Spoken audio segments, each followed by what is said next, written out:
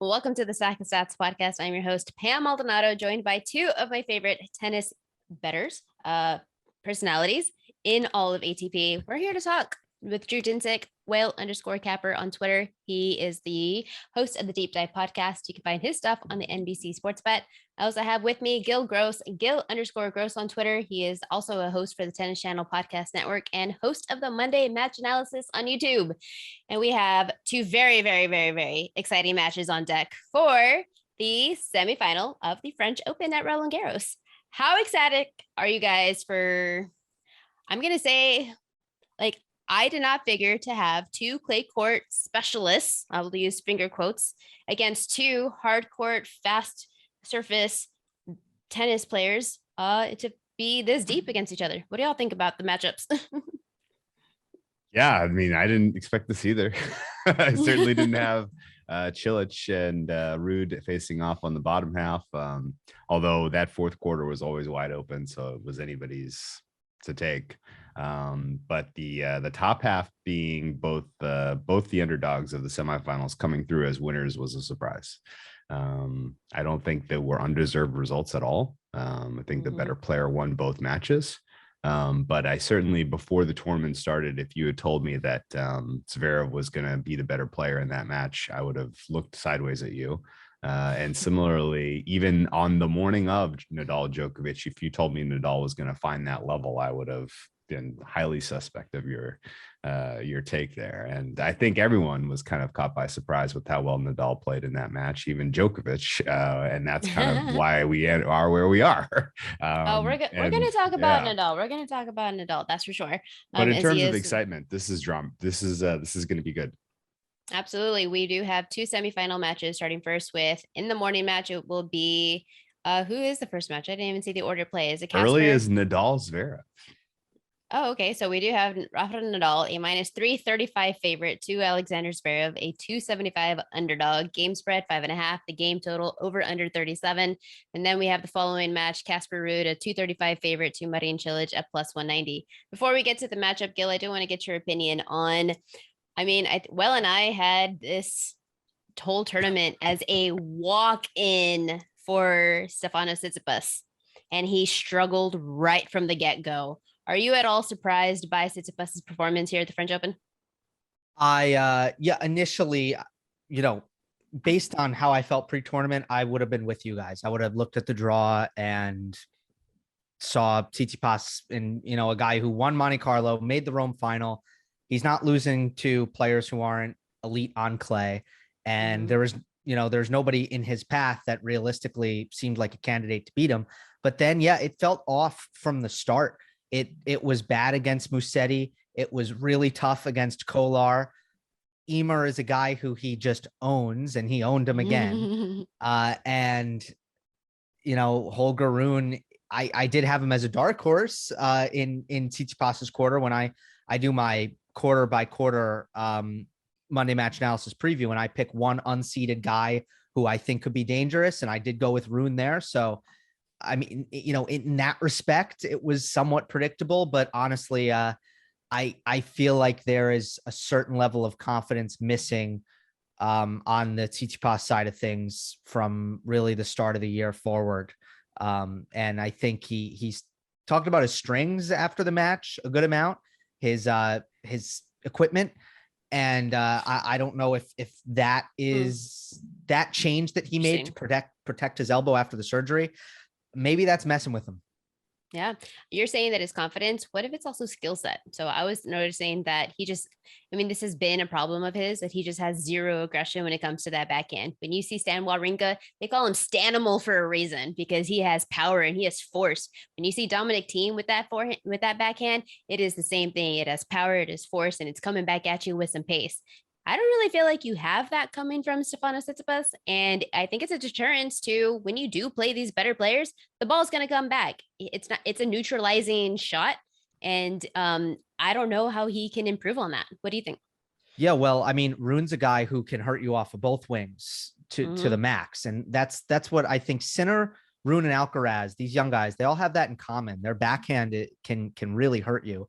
What I would say about that, Pam, is if he can just keep the backhand solid, defend on it, trade well on it, I mean, especially on clay, that's probably good enough for a guy who's that athletic with a forehand that good, who serves that well, who volleys that well. I think the major issue is you do need to defend on it. Right. And he's having trouble even doing that. But I mean, you're right. It's not Stan. It's not team. I still think he can be successful without getting there. Well, of course, Tsitsipas is not here into the semifinals, but we do have 4 amazing players, of course, including Nadal. I mean, duh, what were we thinking? Not predicting that he would be this deep into the French Open. Nadal is looking at the odds for winning in the French. Nadal is a -200 favorite, followed by Zverev +400, Ruud 550, and Marin Cilic, the longest shot at 8-1. Starting first with this match. What do you all think right off the gate? You said you're talking about how all of us were a little bit surprised by Nadal's performance against Djokovic. Nadal himself was surprised with his performance. In the post-match interview, he said, that was another level that I didn't know. And so let me get you both of your opinion. Do you think you cannot handicap motivation, but do you think that Carlos Alcaraz being eliminated by Alexander Zverev was all of a sudden it was perfect timing? It was like, he's no longer there. I'm not going to have to face him if I win this match. Gave Nadal an extra boost to just like find it, because he played damn near perfect tennis against Djokovic. Tough for me to say that there was anything beyond just, what he is able to bring when the going gets tough. I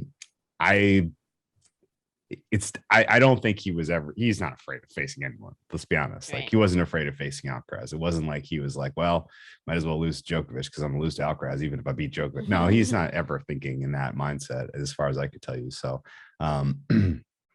I think his strategy and his tactics in the Djokovic match were brilliant.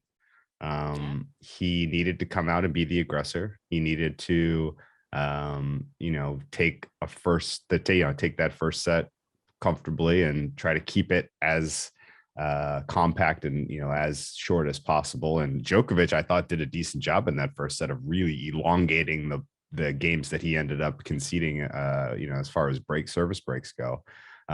He did some damage. He took a little bit of the steam out of Nadal in that first set. But then in that second set, I felt like the entire match really kind of hinged on him getting that second break in the second set, because then Djokovic really had to redline in order to get back into that set. And I don't think Djokovic was interested in giving up that much of his, his kind of reserve that early in the match. And I felt like in set 3 and even to a degree in set 4, like, you could kind of see he was in the shadow of having kind of exhausted a lot of his adrenaline. He just couldn't repeat the same kind of intensity that you saw from him in set 2. And that was really the difference in the match. And if Nadal only breaks him once, he probably doesn't have to go there. He probably doesn't have to get that up forced, to get that set 2 back. And he maybe wins the match in 4 or 5. But because of that, because he put him in such a deep hole, 0-3, and some of the mistakes and, some of the tactical errors that Djokovic was making were surprising, considering his experience and how many times he's played Nadal. Like, he played this guy 60 times, for crying out loud. Like, how are you still, how are you making some basic errors here? But it's high leverage stuff, and it's intense. You're in a very fast moving moment, and a lot of times it's instinctual, I suppose. So I thought Nadal was better than expected. I think Djokovic thought he could flip the switch whenever he wanted and was going to be able to pull away as long as he did a little damage. I think Djokovic used a lot of the first set to really test Nadal's fitness, and particularly his foot. He was trying to see if he could kind of elicit like a quick out on him just by kind of nagging, kind of poking at that injury. And none of it really seemed to work. And his plan B was, too little, too late, I thought. And, the rest was history. So, it was always going to be a pretty closely contested match. These players know each other well. And I thought things broke, fortunately, for Nadal. Now, I am among the skeptical that Nadal can bring that level, even with 2 days to kind of regroup here. And so I don't see this semifinal against Zverev be it Alcaraz or Zverev, and this is probably a less desirable head-to-head against Zverev, just because Zverev has played him more and knows more of his kind of tactics, and he has a little bit more match experience going head-to-head with Nadal. Even though Alcaraz is clearly the superior player to Zverev, I think this is a little bit of a less favorable matchup for Nadal.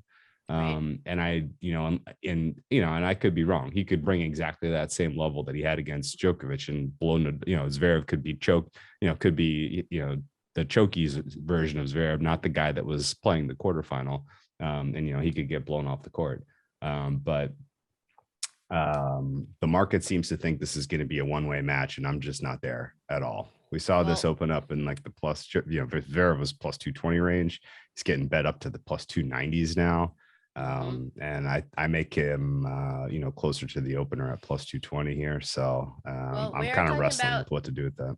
We are talking about Nadal on clay at his home surface, Roland Garros. Nadal holds, first off, they call him the king of clay for a reason. He has 62 clay records in the open era. That is the most. He has 13 French Open titles here. He's now eyeing so close. He's 6 sets away from number 14, and he's won 4 French Opens without dropping a set. Now, Gill, I want to get your opinion on this, because betting Nadal, trusting Nadal in the betting market has been very hard to do, trying to find an edge with this guy, because last year, 2021, he had his serving blips, a lot of double faults. You saw his confidence drop, and when his confidence dropped, the rest of his game dropped. He seems to have corrected that part of his game, but this tournament, he is still having blips. Now, even though he holds 110 to 3 win-loss record here at Roland Garros, and even though he won his early sets before Felix in straight sets, I still saw a lot of mental errors from Nadal. You're talking about a 6-3, 6-1, 6-4 straight set win over Corentin Moutet in the second round. He should have bageled at least twice, and he didn't. And people are going to be like, oh, he won in straight sets. What are you talking about? That 6-1, he had let him in, and then he lost his opening service game in the third set, and it should have been like a bagel opportunity. Instead, he wins the set 6-4. And what happened? He's overhitting his forehands, which is a shot that he just doesn't miss. He's misplaying his backhands. He shanked the ball a couple of times, and you've seen his shanks multiple times kind of in each match, at least once or twice.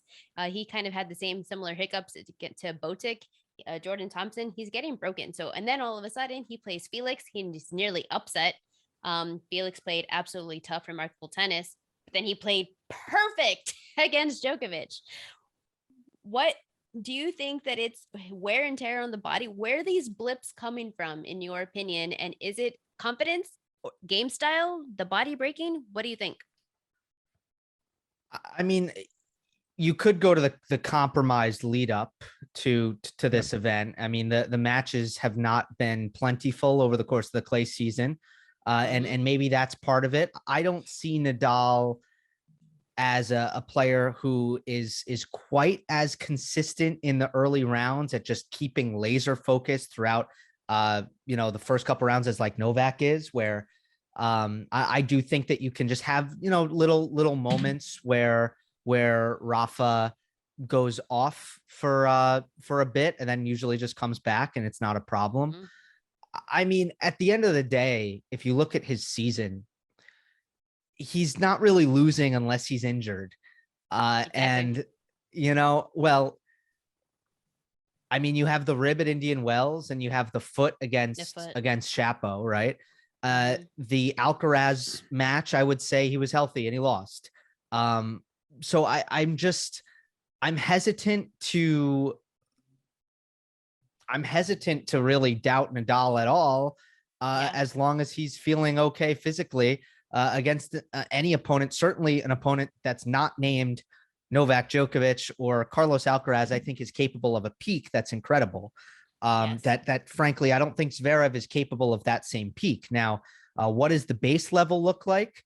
I think Zverev a little bit more steady. We saw it in that match. Alcaraz definitely has a wider range of play, I think, at this time, especially with his really high octane style. But I'm feeling pretty good about Nadal recovering in the 2 days, mentally and physically. And I'm just at a point where if he's healthy, I like him. And trying to guess if his foot's going to be good that day, it's a guessing game. Like I Tough. have lower lumbar arthritis, and some days I wake up feeling perfect and I deadlift, 250 pounds. The next day, I can't even do a body weight squat and I'm having to like go get to the chiropractor. So, like, and it's just from one day to the next. It's the same thing with Nadal. Like some days he can just turn it on like he did with Djokovic. And then he has like a random oops against Chapo. Oh man, my foot hurts today. You can't control that. So I would say like 9 out of 10 times he's going to defeat you here at Roland Garros. I mean, look at his record 110-3. And the three players were Robin Soderling and twice Djokovic. Is Zverev either of those players where he is at in his career right now? I'm going to go with no. Now, can he be competitive? Absolutely. So then let's talk about the competitiveness because there is a wager and you can't take Nadal at minus 335. So then what is the betting option? The game spread is 5.5 and the game total is over under 37. Now, we've already talked about all the ways that Nadal can win, and it's absolutely he just has to be Nadal. He keeps the rallies long. That could be a hindrance. He already has in the last 2 matches, 10 hours of tennis played compared to Zverev, who's getting through these a little bit quicker. If he dictates with his forehand, I saw your Monday match analysis against talking about Djokovic against Nadal, that breakdown. Djokovic kept hitting to Nadal's forehand. That's his best weapon. So if you take it away, well, then that's how you're going to have a chance here. So Nadal, if he can hold on to that, dictate with the forehand, that's going to get through. If he can have an all court game, that's what makes the big three so good. They drop shot, they go into the net, they serve volley. If he can do that against Zverev, he's going to be fine. And then most important for me, it's consistency. So if he is, I don't like those blips from him. I don't like seeing them, and I know this is why you see him drop serve, but then he breaks back immediately in the game after because he just goes through that. So now, what are the ways Zverev, either one of you, what are the ways that Zverev can either take off one set, 2 sets, or if not, come out with the outright win to Nadal? What does he have to do? So tactically, I think Nadal's approach to this match gives you an advantage to bet Zverev to find success early. Mm-hmm. Okay. The last match, it was extremely important. I thought that Nadal get out to a lead, and that was kind of the way he played it. Like you could just see he came out with and he was at 85-90% in that first set. Djokovic was like at 50-60. Like it was Nadal a very it was a very clear discrepancy in terms of just like level they brought and were willing to kind of how much energy they were willing to expend in that first set. I think you see the tables turn in this one a bit. And Nadal is more inclined to let this match come to him as opposed to, risking giving away too much, just kind of using up too much of his energy early in this match and potentially getting caught, with Zverev, who's just a younger player and who has spent less time on court recently, especially. So I would say the likelihood that Zverev can make a dent, and if he takes a set, it's early, and maybe even the first set, I think is higher than the market. Zverev is like plus 200 to win the first set. I like that bet a lot. And I think, Nadal's going to, in general, be a little bit more hesitant to kind of put himself in harm's way until he absolutely has to. And I think, tactically, Zverev's forehand is weak. It is a vulnerability. He would rather play with this backhand. Nadal knows this. Ultimately, he can kind of, he can play that card whenever he really kind of wants to, even if he is down in this match. And so I think that does kind of add a little more incentive to him trying to kind of slow play this one. Zverev, on the other hand, he's the first 2 times these guys play head to head when Zverev was just kind of coming onto the scene, March 2016 at Indian Wells. It was an extremely competitive match, and that was when Nadal was in really, really solid form. Similarly, Australian Open, Nadal's on the way to the final against the final against Federer. Nadal and Zverev took him to 5 sets there. Those are obviously a lot, Australian Open, especially, a lot faster conditions. But then in 2018, Nadal was absolutely having his way with every single player, on clay, and it wasn't close. And Zverev took a set off of him in the final at Rome, which was kind of eye-opening at the time. And you kind of got the sense of, okay, Zverev kind of does have the mix of, tricks in his bag and the level when he's asked to kind of compete with this guy, even on clay. And so I think Zverev's got the tools in his toolbox. The question is, if he gets a lead in this, at what point does he bottle it? Because that's kind of what you expect out of him at this point, right? And I will say that he has shown some growth in this tournament in best of 5 competition. Right. A Zverev that was younger in his career would have conceded that match point to Baez. He would have double faulted.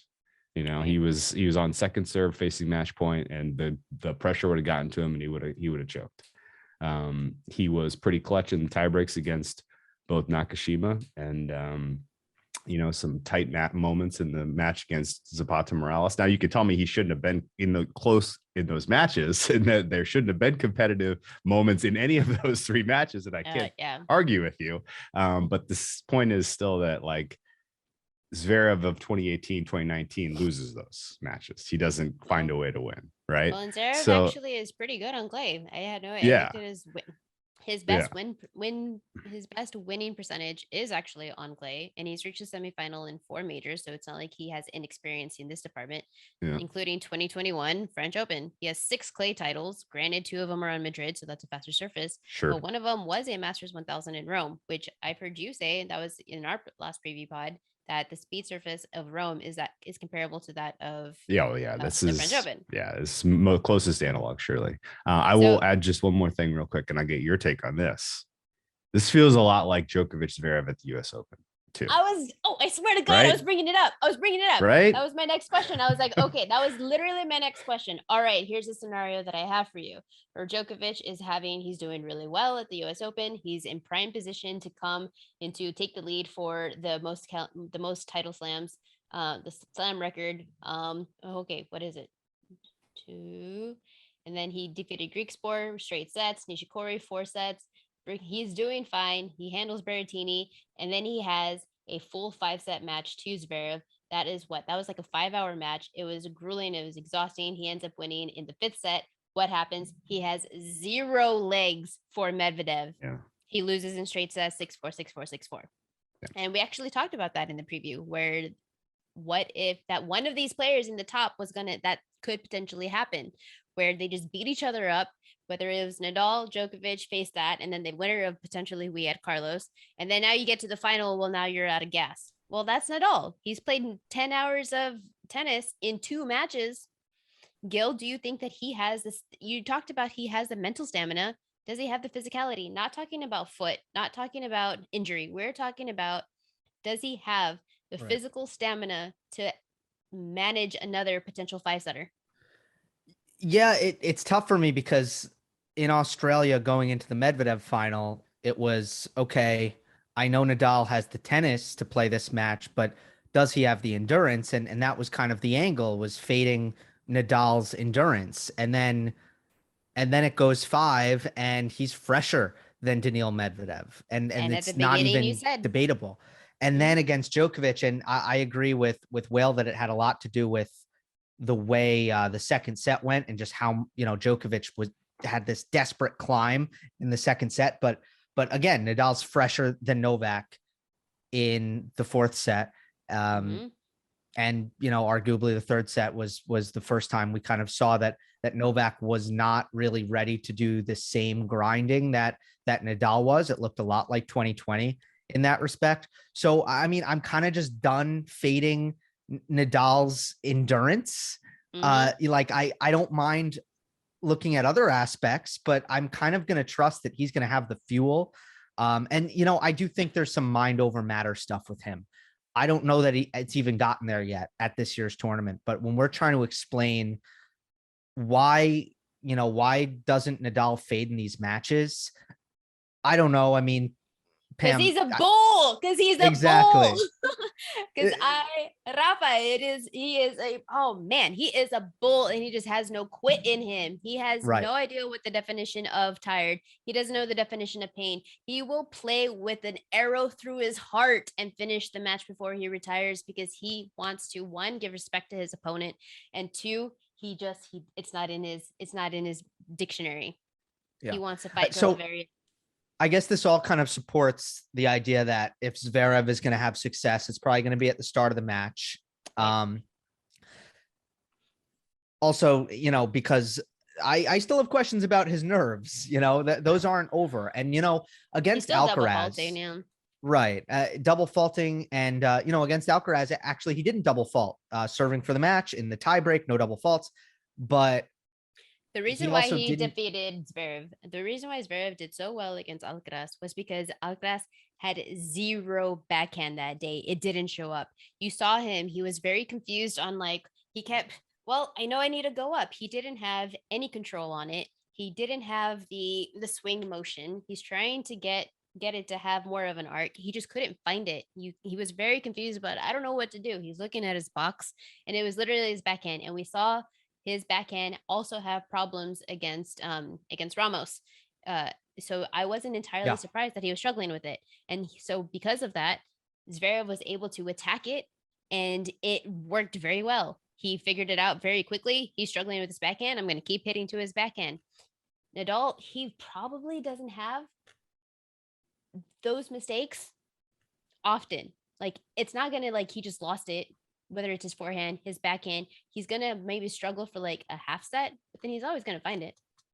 Is he not? Yeah, he's not going to give it away. I guess what I was actually getting at is Zverev lost his serve in terms of the potency on his first serve under pressure. So I think there was a lot of praise, like, oh, Zverev totally kept it together in the big moments there, like perfect play, great play. And like, I just don't think that's true. I thought he did better than he could have. It wasn't a double fault fest. He wasn't shanking forehand unforced errors. He was keeping the ball in the court. But at the end of the day, like, it's not like he was winning on his own terms much. I mean, Carlos was in control of the tiebreak, made a bunch of mistakes, made a bunch of, you know, played a bunch of great points. What Zverev ultimately did well, and you have to tip your cap, is he hit his first good first serve in a long time at 7-all. And then he hit the backhand return of his life and he won. So that's 2 points and that's awesome. There were a couple other points in the tiebreak where he was kind of doing a Djokovic light impression, returning points that you thought he had no business returning.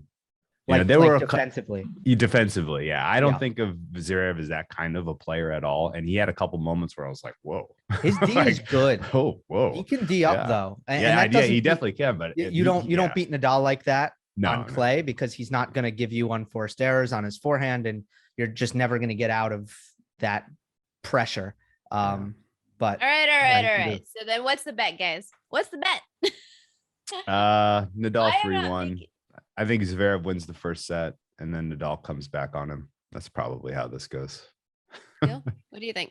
Like, I would agree. Yeah. Zverev first set. And then after that, it's kind of find ways to back Nadal. Yeah. I kind of want to say, so also if Nadal does, stat to remember, if Nadal wins the first set and he looks like he's probably going to blip and have a Djokovic moment where he lost the second set, Nadal is 96-1 after winning the match here at Roland Garros after winning the first set. So when he lost the second set to Djokovic, oh my God, I hammered Nadal because I was like, that boy ain't losing. It was, you got him at plus money. Plus 135 was the best that I saw.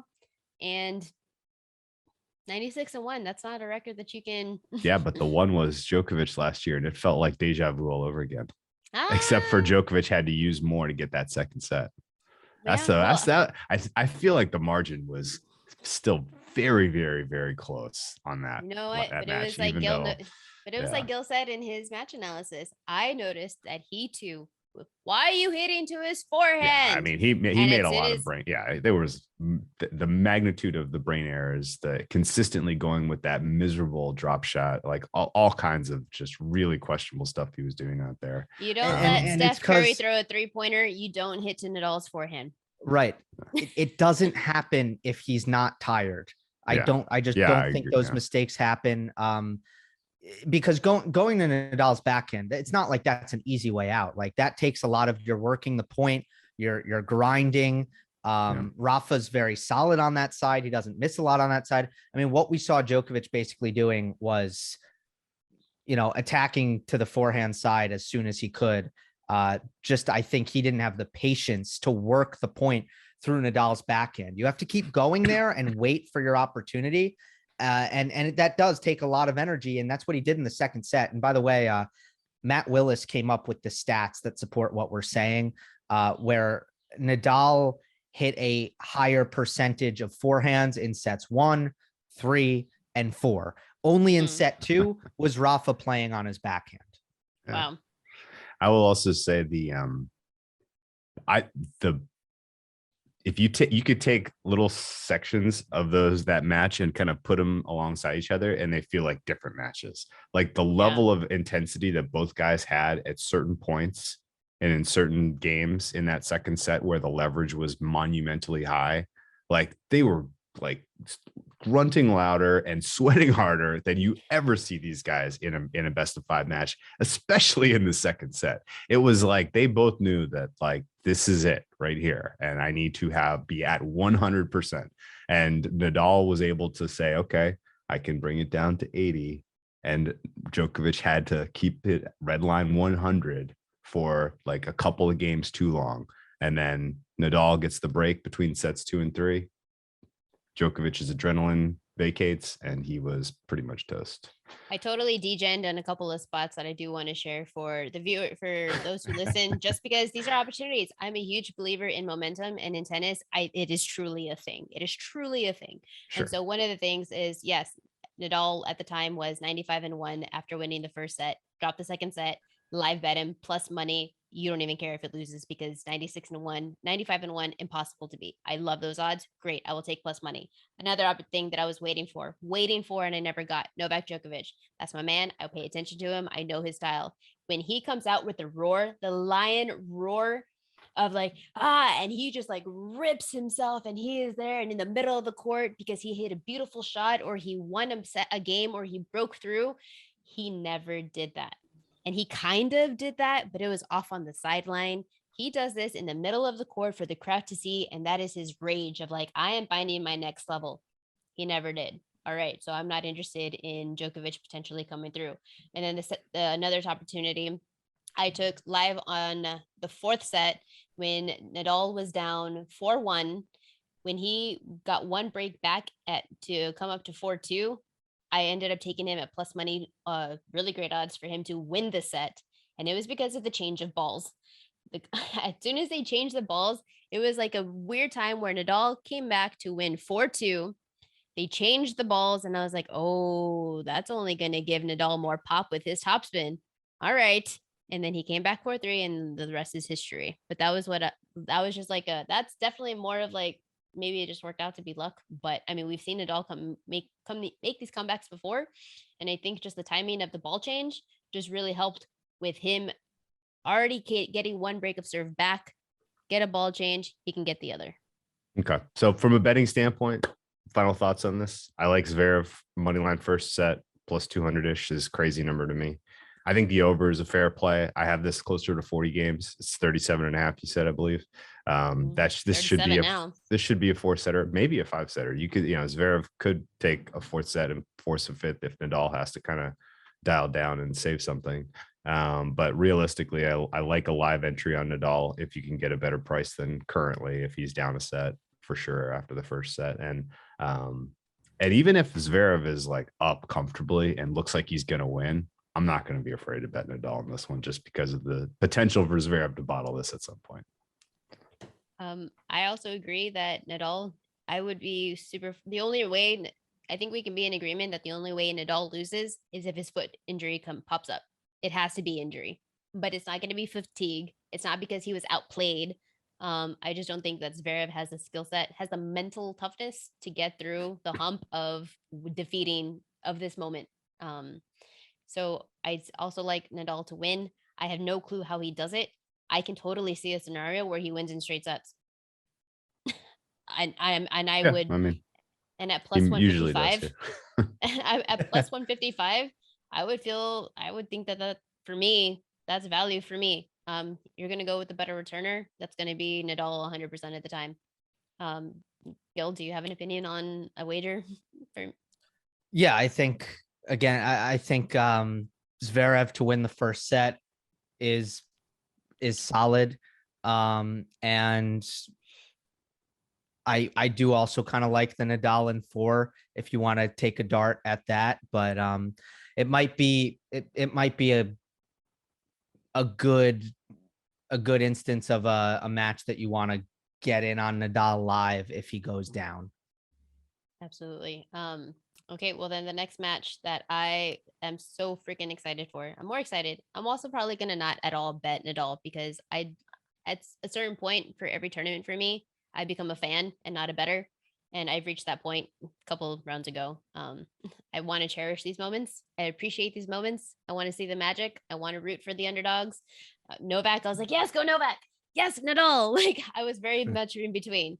So live betting is my friend, and that's what I'm going to end up doing. But the next match that we can breeze through is Casper Ruud minus 235 favorite over Marin Cilic, a plus 190 underdog. Game spread of 4. The game total is over under 38.5. Casper Ruud, he's doing some fantastic things. I'm so happy to see him break through. He has 8 titles on tour, 7 of which are on clay, but he doesn't have the experience. He's 14-13 in majors. The furthest that he has gone is the round of 16 in the 2021 Australian Open, where we didn't even get to see him play really because he retired against Andrei Rublev.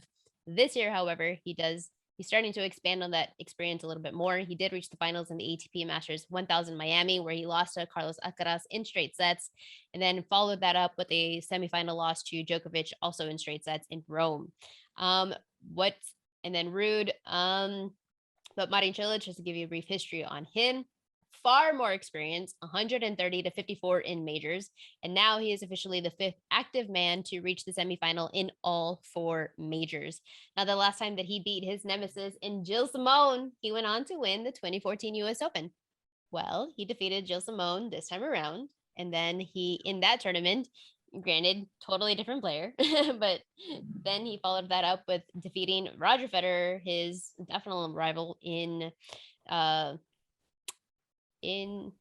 defeated Federer in the semis. Federer and then in Federer in the semis, semis. That's Corey what it in the was. I was final. trying to think. I was trying to think of what it I was. was Semis. I was at that. I was at the Crazy. Cilic Federer match. No shit. Oh, that was. Oh man, that would have been what a fuck. That's what a fucking amazing moment. That's awesome. I wish I would have had that. But Cilic, he is one of those players that is highly, highly aggressive. I truly feel that he would have more success on his resume if it wasn't for the big 3. The players that he has lost to in the semifinals has been Federer, Djokovic, Murray, and Quarry. Quarry when he was at his peak at Wimbledon. I mean, that's kind of really good. So, I mean, those are some really great players to lose to this deep in a tournament. So what is your opinion, first off, on Ruud finally breaking through? Because the 7 titles that he has on clay, those are all 250 events. And they were all weak fields too, if you go back. Super weak fields. Exactly. But well, he had the post-Olympic hat trick. No, not post-Olympic, like during Olympics. Like he wasn't in Tokyo. He was just sweeping the 250s. Yeah. And he won 3 weeks in a row. Gestad Kitzbühel. Yes. That success hasn't replicated in the 2022 season, but he had a really good hard court season. So do you think that maybe he focused a little bit more on hard and kind of was like, oh, I'm good on clay, I'll be fine, and he's just now finding his rhythm? What do you think is the cause? Well, his serve is certainly a heck of a lot more of a weapon than it used to be. I would say, I mean, he was due for a breakthrough. He got a weak quarter, frankly. He got a weak half, frankly. And I'm glad he's taking advantage of that and making a run here. I feel like Ruud is still pretty clearly like the Mendoza line of like a top 10 player. Like if you're not a top 10 player, clearly, then he's going to beat you. If you are, then you're going to beat him. He hasn't really gone up against anyone that I would qualify as sort of top 10 talent in this tournament. And I mean, Cilic is playing like that. I don't know. I didn't see this form from Cilic coming at all. I thought the level he brought against Medvedev was more on him than Medvedev flaking. And I thought the level he brought in the 5th set tiebreak over Rublev was as good as I've ever seen Cilic play on clay in his life times 100. On top of the fact that was probably, I mean, I guess the Medvedev match was probably like a top 5 match he's ever played in his life. And for him to do that at this point in his career on this surface was surprising, frankly. So tough to really come up with a fair number for Cilic, considering what he's doing now is so grossly divergent from any prior you could come up with for him. So you're kind of left with a little bit of a guessing game here. I don't have the price is prohibitive to back Ruud in this one, even though he's the correct favorite. And so I think you're stuck with the decision on, do I back the dog or do I pass in terms of betting the winner? And I think both players serving well enough, good timing on their serves right now, content to feel each other out early. I could see a tiebreak, yes, in the first set. That's about 3-1. And then at that point, whoever wins the tiebreak maybe bags the second set, and then we get, the match is kind of decided by however the third plays out. Does that sound about right to you, Gill? If you think this is going to go to a tiebreak, if you think this is going to tiebreak, the tiebreak heavily favors the better server, and that's 100% in Cilic. Easy points. He had 33 aces against Andre Rublev. Now Casper is definitely a better returner in that aspect. For Ruud, it's serve +1, and Cilic does it too, but I think for Ruud, you have to look at in terms of the serve just as a setup for his forehand, more than anything. But I thought we saw hints of this in Australia when Cilic beat Rublev in Melbourne. I was like, whoa, what the heck was that? Yeah, I thought that was the best I'd seen Cilic play in 3 years. He had a really bad mental thing going for a couple of years, which is a little strange at that point in his career. But I thought he was getting so tight every big spot, and it didn't have to be a major. He'd get tight in a 500, and I don't know what was going on. So I just feel like now he's loosened up. Physically, he doesn't look quite as stiff. I feel like there were times where he was really showing his age in terms of his movement on the court, and he's moving well. He was really competitive to Zverev in Madrid. Yeah. And, I don't think too much of Ruud's return in general. I think if you serve really big, you can get a lot of free points off of Casper. And that's obviously more true on hard courts than it is on clay, but I think it's still true on clay. So I think there's that. I think there's the fact that Ruud's backhand sits up a little bit for players who have the power to attack a ball that has a lot of height and spin, which Cilic kind of does. I feel like if the ball is on Ruud's backhand, I think Cilic is going to find short balls to attack. And ultimately, I feel like this should be more of a toss-up than the line reflects, because I understand what Ruud has done in terms of a clay court resume. But I think mentally you could make an argument that Cilic has an edge. Firepower wise, he's better. Definitely. He's going to hit bigger. He's going to go after it. And I don't know. I'm feeling like Ruud has not been secure enough and solid enough for me to be like, he's got this. You're talking me into the dog here. I kind of wanted to bet him anyway. Everybody already knows who follows me for Yahoo. I already took Cilic on the money line. I am so convinced, and I did it I was on Sports Grid, and I said, I will live and die by the sword that I am backing. The players that I know best is this generation of tennis. When you start to get to the Casper Ruuds and the Runes and all the players, I'm still learning those, but I know my older generation, and Cilic is part of that field. And you're talking about his confidence level and his mental toughness that he's trying to break through. I feel like he's reached a new level of that here at this tournament. Defeating Medvedev, just absolutely ripping him apart the way he did, confidence booster. And it wasn't that Medvedev played poorly. It was that Cilic played fantastic. And his style of play is aggressive. Do not let up. You're going to play that high risk tennis. You're going to go for the angled shots. You're going to hit the corners of the baseline. And that's how you're going to get them. In order to get those shots past somebody like Medvedev, that's you playing great tennis. And now what I saw from Rublev, some of those mental demons, they popped back up a bit. What I love about Cilic is that afterward in his post-match interview, he himself said, I was too passive. I need to up the aggression like I did against Medvedev. He knows that he needs to play high risk, high reward tennis. And he probably didn't do that 100% in his match against Rublev. And then we saw it. His confidence kind of built up a little bit. It got to tiebreak, 10-2 tiebreak. Oh, he smashed him. That type of finish gave me confidence to want to back him as an underdog. I like +1.5 sets because I have confidence that I don't think that Ruud has the capability to defeat him in a best of 5 this late in a stage with the experience that lack of experience that he has.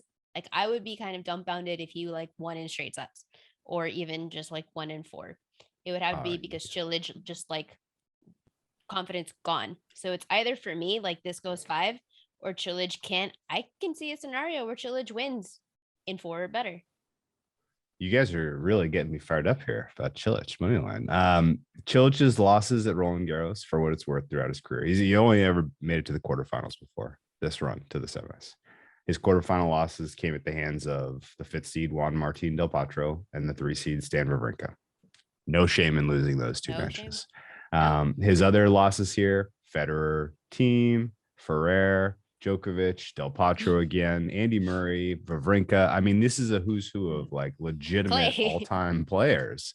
Yes. And there's only a couple of, like maybe he was hurt in 2016. He lost to Trungelliti.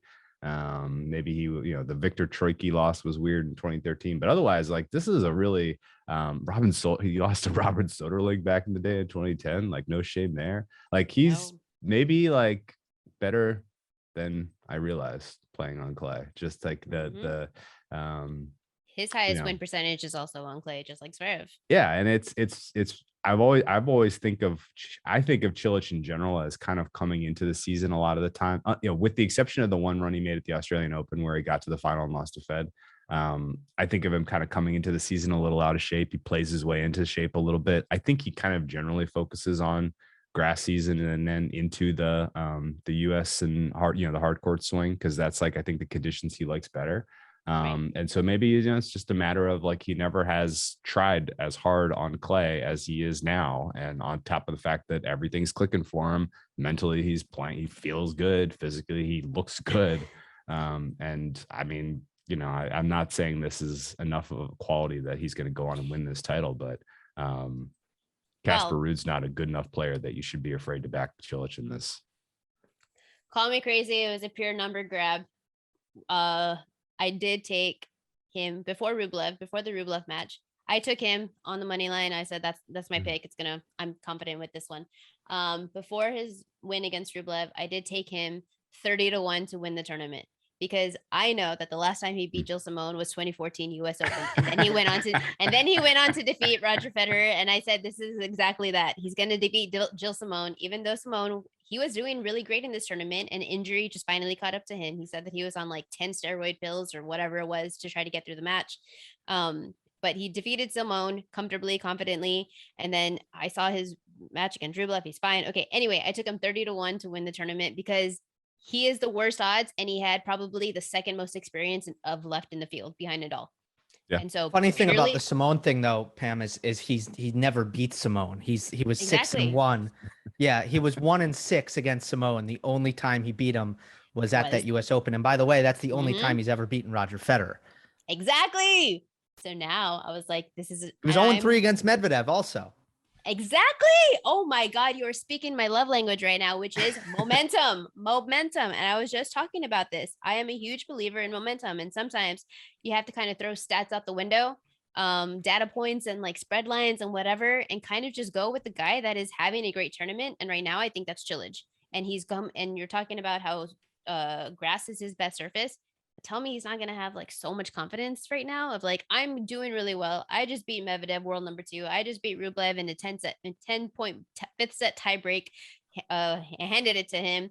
And now I'm going to face a Casper Ruud guy who has 27 total matches played in majors. Like, I feel like he has confidence right now for sure. And 30-1 was just like too much of a number grab for me. I was like, how is he getting the worst odds with the second most success? With the second most experience in the field, even ahead of Zverev. Now they're kind of course, Zverev probably has more titles at this point now, but it's because Cilic was up in a time where you did look at all the players that you mentioned.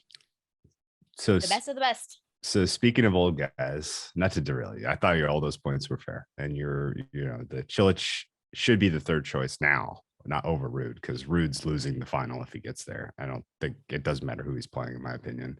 Cilic has a fighting chance against both men, especially if Nadal gets taken to the distance in the semis. But speaking of old guys, and some trivia for you. Trivia. Head-to-heads, lopsided head-to-heads. What is the most lopsided head-to-head with at least 10 matches of all time? And this is measured by just the dominance ratio. So basically the score of like how many, not just winning matches head-to-head, but winning sets as well, winning games as well. Most dominant all time. I would say Djokovic is one of them. Djokovic over who? Over, I can't think. Who would it be? Who is Djokovic? Who does he pick on more than any other player in his career? So, Monfils. Monfils is up there, but it's not Monfils. It's not Monfils. Okay. Monfils is beaten. They played some great matches. They played some close calls, but Djokovic always gets the better of him in the end. It is Jeremy Chardy. He is he's 14-0 against poor Jeremy Chardy.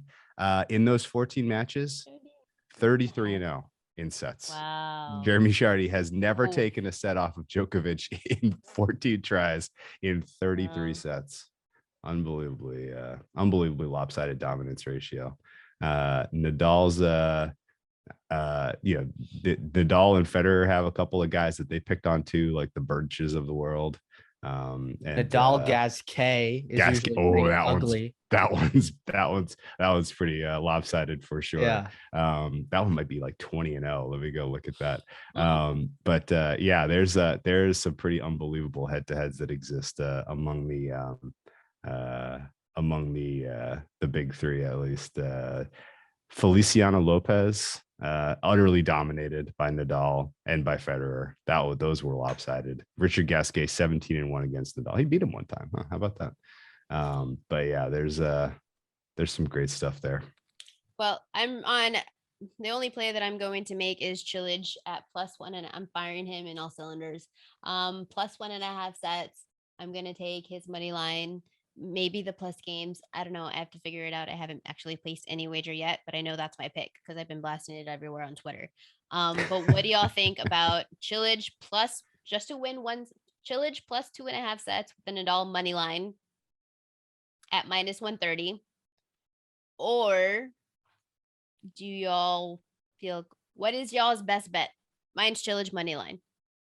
I think that's a fair play. Honestly, 2-1. That's crazy. It's a crazy price. Yeah, I don't know. I don't know that at this stage that there is a real best bet to be had, just because these are pretty close matches, decently tight lines. But Cilic should be in the +150 range. He's 2-1. That's a great play on the money line. Again, I like that first set game's over. First set tiebreak, yes, at 3-1 is a fun play. Just expecting that to be a little bit of a feel each other out early on. And then Zverev money line first set. That's in my queue as well. That'll be a fun one at 2-1 as well. Yep, I like Cilic money line as well. I think in a lot of respects the match could be on his racket more than Ruud's, and he's just not missing very much at so far. I mean, that could change, but I think there's a mental component that I actually like Cilic in the intangible department. I like to kind of fade Ruud's return of serve. And Ruud just hasn't been very convincing. In my opinion, like over the course of the clay court season, he lacks impressive wins. Even though, and also, by the way, I didn't love that he played Geneva last week. It's been a lot of tennis. That's something that I was kind of on before the tournament. Now, maybe I'm completely wrong and he's proven me wrong because he just made the semis. But I mean, I didn't love that either. So I've kind of Ruud has somewhat burned me because I thought Hurkacz was actually going to pull off the upset over Casper, but I'm kind of on the train again of a guy in Cilic. The difference between Cilic and Hurkacz is Cilic is going to pound the ball off the ground, and Hurkacz is kind of serve, and then he has to get to the net, or there's not much offense there. So I like Cilic over Ruud. I will say that I was on Ruud over Hurkacz because Hurkacz to me just doesn't have the limberness to run to get to quick balls. He doesn't have the speed. Cilic, he is a little bit more like he can run to the ball. He can run up to the net. He just does have a little bit more of a finesse in running when it comes to running side to side, needing to come up forward if he needs to, compared to that of Hurkacz. Even though they are similar in height, he's just more flexibility, I guess. What it is? What am I trying to like? Hurkacz reminds me of Tom Brady trying to run. and Cilic is not that. So I figured that Ruud was going to put him side to side, and that was going to be it. But those are going to be the bets. That the only bet that I make is Cilic, and I'm going to enjoy Nadal, and I'm just going to hold on to it because I don't know how much longer we're going to have of him. But any last thoughts? I got a question for Gill. Coco Gauff makes it a match, gets blown off the court, or shocks the world. Yeah, women. I think she's gonna lose comfortably, but not embarrassingly, which is not terrible against Iga. Like, it's hard Sure. not to embarrass herself. Sure. And I actually think Coco is going to get enough from her first serve and enough out of the backhand to backhand exchange to put some games on the board against Iga. I like it. Question for me, because I'm unfamiliar with the WTA as much. Does Coco Gauff have more or less power than Sheng? Less, but not by much. Yeah, I mean, yeah. maybe as much on the backhand, but less in every other area. Yeah, and I think I was surprised by this trivia. Coco Gauff, youngest ever finalist at Roland Garros. How is that possible? Yeah. I heard that during the broadcast today, and I was Maria like, "There's been Sharapova. so many really good young players to come through." Since Maria Sharapova. Oh, since Maria Sharapova. Oh, okay. 20, So they yeah. lied on the broadcast. Well, that was Wimbledon. Oh, okay. Huh. Sharapova was at Wimbledon, but I gotta think like Hingis. Did Hingis make a final younger than Gauff? I don't know. I feel like there might have been a caveat. For sure, American, there had to be someone. There might have been like she might be the youngest American. Oh, in the Roland Garros final. I feel like there was something there. Well, less power than Sheng. I'm going to do my guess because I don't really do WTA. So let's have some fun with it. Swiatek straight sets. Sheng was the only player that I thought she could have power with because I watched her match against Halep and I was like, dang, this girl can hit. If Coco Gauff don't have that, then Swiatek and straight. Yep. Okay, so then that does it for another episode of Sack Stats. Do make sure to follow Drew Dinsick, whale_capper on Twitter. You can see his stuff at NBC Sportsbet and the host of the Deep Dive podcast on YouTube. Follow Gill Gross on Twitter at Gill_Gross. You can see his stuff at the Tennis Channel Podcast Network and host of the Monday Match Analysis on YouTube. Absolutely fantastic if you want to learn more about tennis. And you can follow me on Twitter at Pamela M35. If you are taking Cilic, hold on to your nose and hold on to your butts because it is a roller coaster betting him. He is very up and down and it can be nerve-wracking and I want off this trip. But that's the bet that I'm making. So to everybody else, if you're following, good luck with your bets. And that's it for another episode of